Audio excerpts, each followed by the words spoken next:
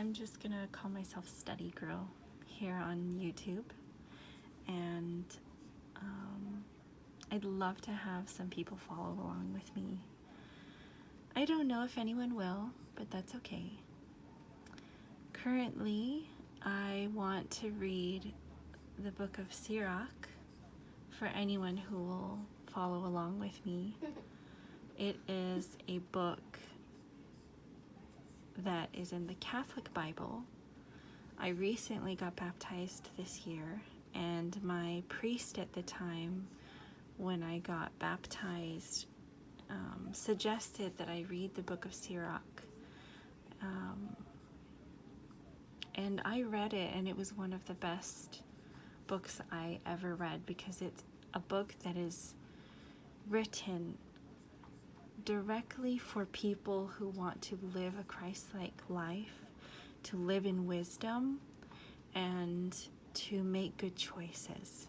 And I think that if there's anyone who has been, following Christianity, but maybe a little confused, I think this is a great place to start. I mean, I know that first reading the New Testament is really important, of course, but the Book of Sirach really, I was pleasantly surprised when I came into the Catholic Church by the Book of Sirach. I was so pleasantly surprised and so grateful for it, and it really helped me to make it through some very difficult times as I was reading it. So I'm gonna start reading this book, and I hope that you enjoy. I guess I'll start with just the beginning of it. Here we have, all wisdom derives from the Lord and remains with him forever. Sirach 1:1. The wisdom of Ben Sida, the mirror of Jewish fidelity.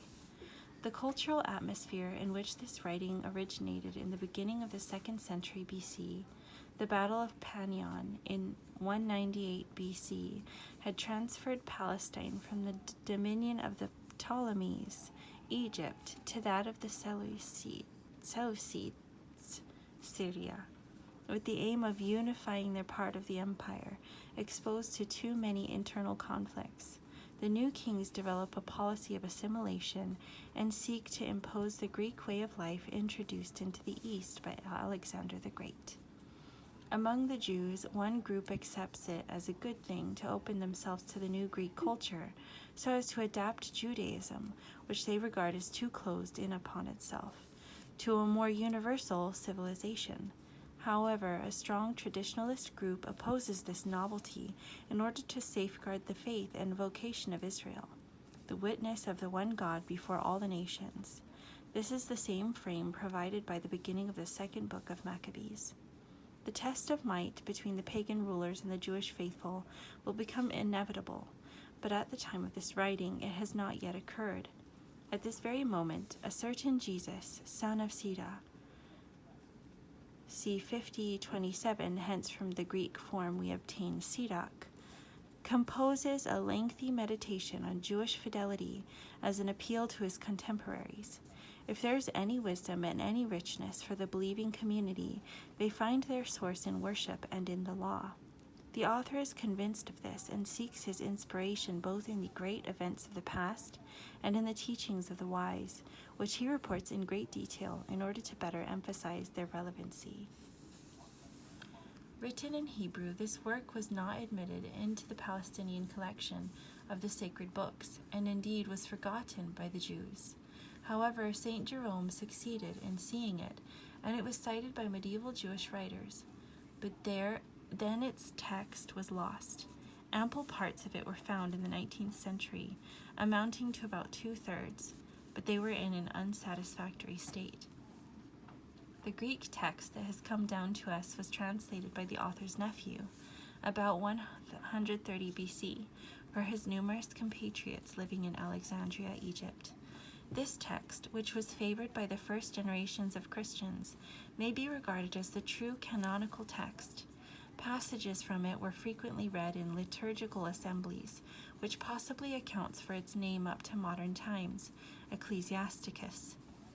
This translation is based on a critically established text using both the Hebrew and other ancient witnesses to the original, and following the number of the critical Greek text edited by J.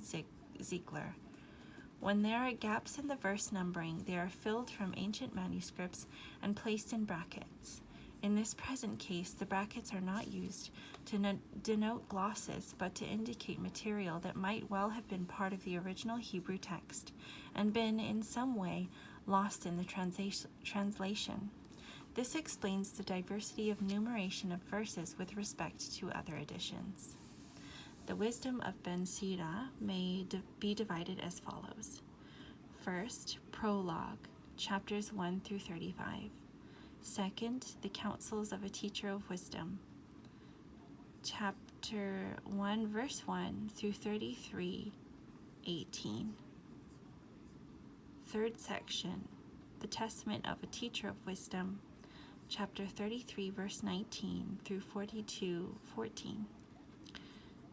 The fourth section, praise to the Lord of nature and of Israel, chapter 42, verse 15 through chapter 50, verse 29.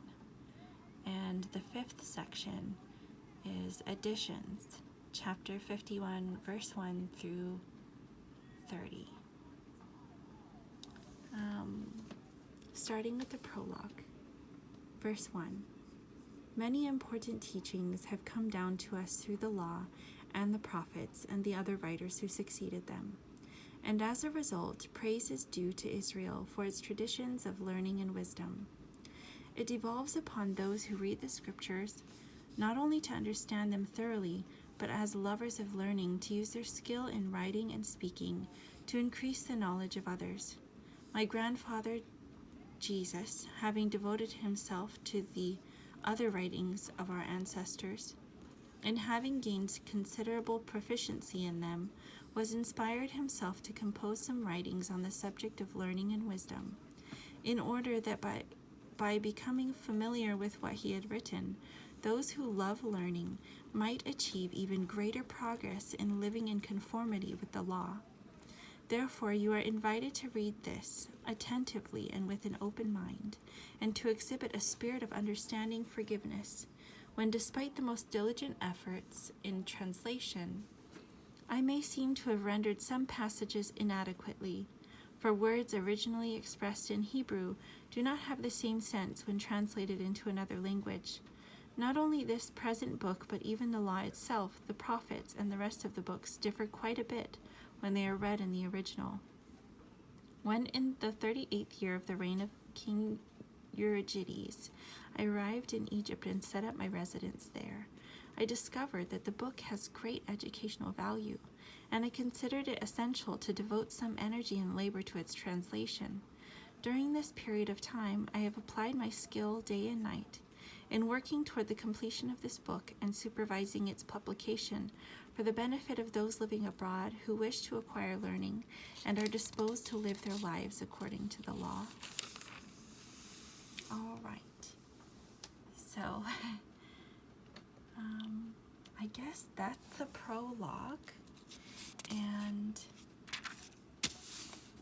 let's read chapter 1.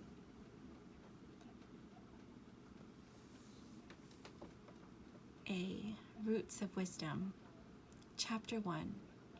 All wisdom derives from the Lord. Verse 1 through, I guess we'll read to here.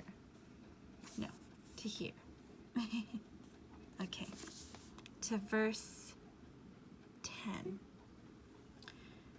All wisdom derives from the Lord and remains with him forever. The sands of the sea, the drops of rain, and the days of eternity, who can count them? The height of the sky, the breadth of the earth, the depth of the abyss, who can explore them? Wisdom was created before all other things. The prudent understanding has existed from eternity. The fount of wisdom is God's word in the highest heaven, and her ways are the eternal laws. To whom has the root of wisdom been revealed?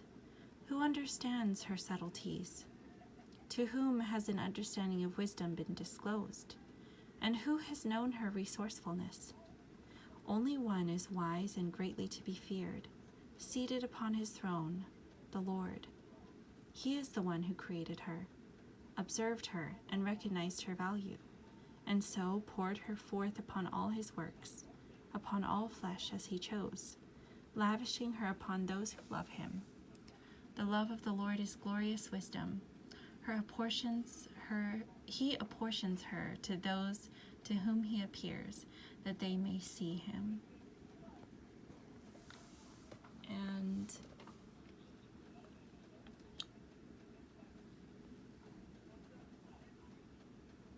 now, I know I could say a bunch of things that maybe I take from those scriptures, but whoever's listening to the reading, I want you to, I guess, think about it. Think about what it said and wonder what it means. I am not here to help you understand what it means because I'm not in charge of that. But I think I can say a few things of what I got from it, and I guess what I would take from it is that it's very focused, at least this portion of the chapter is very focused on the vastness of the world and trying to understand it.